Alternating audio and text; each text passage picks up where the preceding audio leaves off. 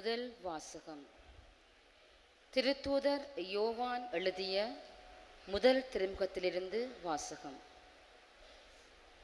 அன்பானவர்களே, இயேசு இறைமகன் என்று நம்புவோரை தவிர உலகை வெல்வோர் யார்?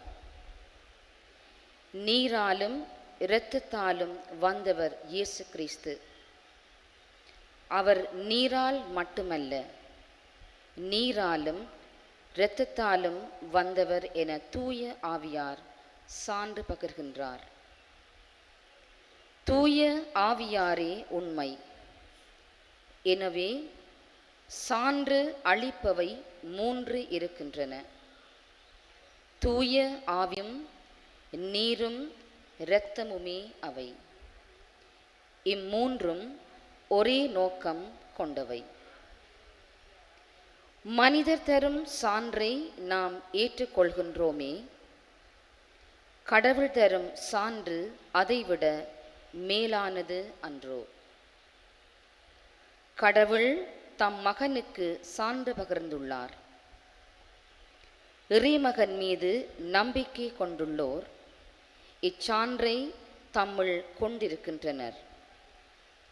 ஆனால் கடவுள் மீது நம்பிக்கை கொள்ளாதோர் அவரை பொய்யராக்குகின்றனர். ஏனெனில் தம் மகனை குறித்து அவர் அளித்த சான்றை அவர்கள் நம்பவில்லை.